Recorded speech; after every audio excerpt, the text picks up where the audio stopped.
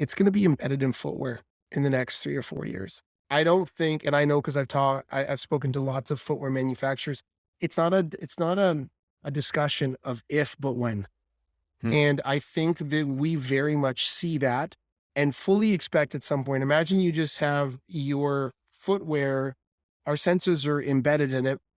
You put your shoes almost on like a smart mat that's plugged in and it wirelessly charges them. It's just embedded in there. Do you have smart soles? I'm not talking about your eternal soul. I'm talking about the ones underneath your feet in your shoes. Plantiga makes sensor insoles for shoes. Olympic gold medalist and one of the world's fastest humans, Andre de Grasse, is a customer. They track how you run, walk, jump, change direction. They might save your feet and they might make you faster. To hear more, we're chatting with the CEO, Quin Sandler. Welcome to TechFirst, Quin. Thank you very much. Thanks for having me. Hey, pleasure to have you. What is Plantiga? So Plantiga at our core is a health and performance platform that is there to maximize how somebody moves so they can live and move better. That doesn't sound like something you build for athletes. That sounds like something you build for everybody. 100%. So we have started in high performance sport and the military, but ultimately our goal is to take the power of analyzing human movement to drive better outcomes, whether that is fall prevention in someone my mom's age, someone that's dealing with a neurodegenerative disease like Parkinson's or Alzheimer's, or an athlete that's recovering from an ACL or a hip injury. The way that we move tells so much about our health. And our perspective was always this democratization of this amazing data and insights that you would have to get going into UBC or some, gate lab there, but making that available for everybody. I got to say, that's not the answer I expected from a company that has Andre de Grasse as a spokesperson, as a customer. Talk about the tech. What is in this sole that you're creating? So we basically have a little pod. I don't know if you know what an IMU is, but it's a type of motion capture sensor. It's in our iPhones. It's in a pod. It goes inside of our shoe, and we basically measure 150 different parameters around walking, jumping, changing direction, and everyday things like ground contact time, how long my foot's on the ground, flight time, how long my foot's in the air, speed of my limbs, jump height, the forces when my foot hits the ground, the forces when my foot comes off the ground, all of the comparisons of your right limb versus your left limb. And if you're outside of 10% on most of those things, it's unhealthy. So we measure this complexity of data. Then on top of that, we throw in some machine learning and AI. And then on top of that, we actually have some human coaches which help make sense of the data and drive the recommendations and the insights for our members. 150 parameters. I mean, that's pretty intense. I had no idea that there were that many when your sole hits the foot. It's interesting because one of the things I want to talk about is a lot of the technologies like this get built for athletes, get built for military, and then go into the wider community, right? And so I'm looking at myself, for instance. I probably walk about 80 kilometers, that's 50 miles for our American friends, a week. It's one of the ways I stay healthy. And over the past half year, I've incorporated running into that, a bit of hill running. There's a steep hill where I live. It's, about a click up and I don't know, 400 meters of elevation change. I'll run up that. And I do some running on the dike, which is flat. But I always struggle with Achilles pain. Always struggle with Achilles pain. Would this tell me what's going on, why I'm having that? 100%. So it's called Achilles tendinopathy, which is just the inflammation of the Achilles. So let's take your specific example. What our movement coaches and our analytics would do is you might not be properly warming up. You might not be properly stretching. You might not properly be doing recovery.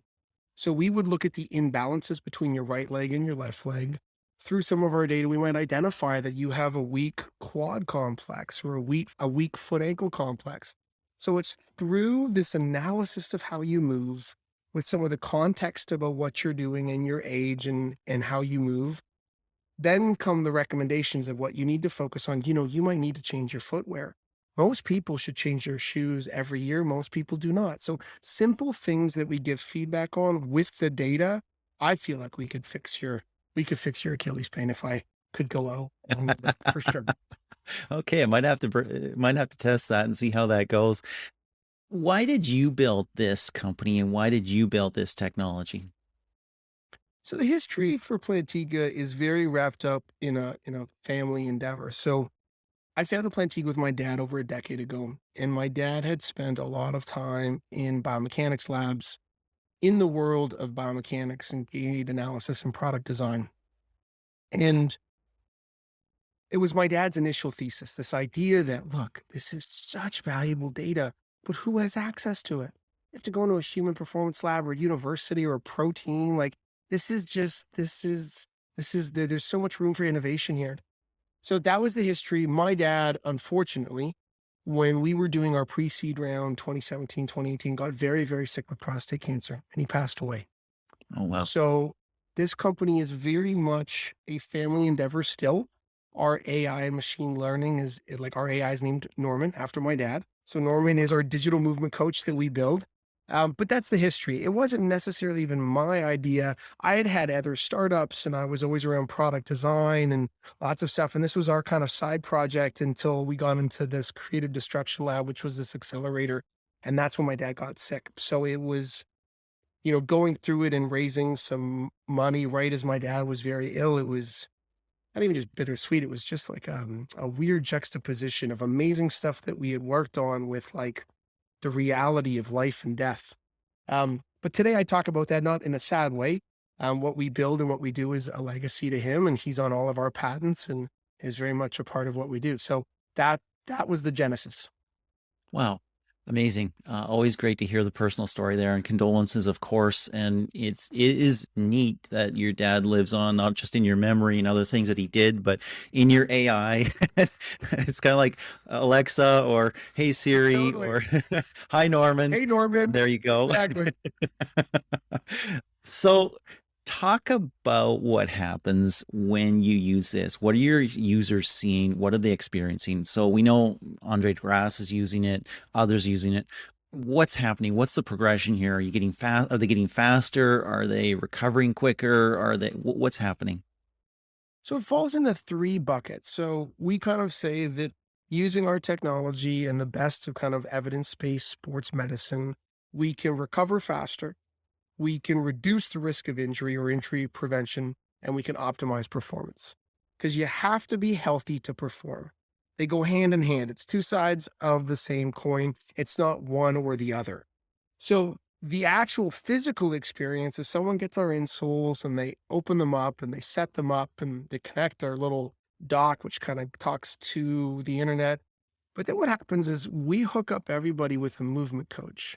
So kind of like how Noom or Better Up or some of these other startups, we actually have a human coach which you can chat to. They onboard you. And then depending on your goal, and goals could be maintenance, I want to stay the same, or I've been dealing with knee pain, or for you have Achilles tendinopathy and you want to get past that so you can continue to be active and live a enriched life. So depending on the goals, we actually build your baseline for the first month. And that is the activities that you're doing. We collect every single week. For you, it would be like bring us out on, two or three runs. And if we can, let's get some jump testing in.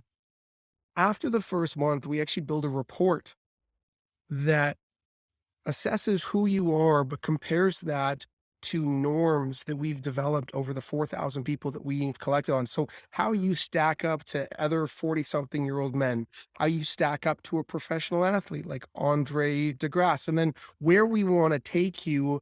And then we put in place what we call the essentials. So it's the programming, the stretching or the exercises and the things to focus on to help you reach your goal.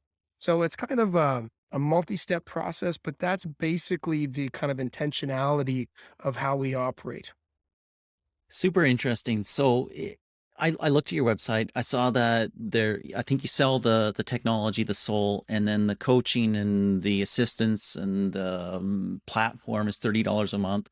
That Yeah. seems expensive at first, and I'm thinking, okay, I mean, it's what is that, $300, $400 a year, something like that. Not inexpensive.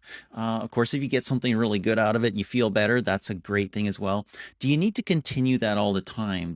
Can you use the coaching to get to a certain level and then, hey, I know my body, I know myself. I like to get these feedback reminders, but I don't need ongoing coaching all the time. Yeah, so I think we will get there. I think everybody, because we have an actual human being involved in the interaction, think of what you would spend to go to physical therapy. It might be $150 a session, or what you would go see a personal trainer or a strength coach. So if you compare us to that, we're actually quite cheap. Mhm. So it is for a specific person that is goal driven, and that could be like, I want to run a marathon on my first 5K. As we move into next year, though, we fully expect to go down to a $5 to $10 a month subscription. I feel like a subscription will always be a part of it because of how much we want to build around community and the Mhm. ability to ask questions and things like that. But we fully expect to have a much more inexpensive option next year, quite frankly, on top of probably having even more of an expensive option for a lot of the athletes and the people that come in that want even more one-on-one because they're training for Kona, which is like a big triathlon event. So we'll probably go down and go up from where we are. That is super interesting. So if somebody gets this, I'm just thinking for myself again, total personal perspective here. I walk in a certain pair of shoes, I work out in a different pair of shoes. Do I swap the insole? What do I do? So right now you do. I think that there's kind of inherent challenges with having a sensor in an insole. Because I probably have 20 pairs of shoes when you think about it, between nice shoes and workout shoes and basketball shoes and golf Get in the shoes. garden shoes. Yeah, like there's just a lot. So we definitely, the way that we work is the insoles, you take them and you put them in your training shoes, and then you want to go and you want to, so we do cycling as well. You want to put them in your cycle shoes. So you do interchange them. I think where we're going and where the world is going is it's going to be embedded in footwear in the next 3 or 4 years. I don't think, and I know because I've spoken to lots of footwear manufacturers. It's not a discussion of if, but when.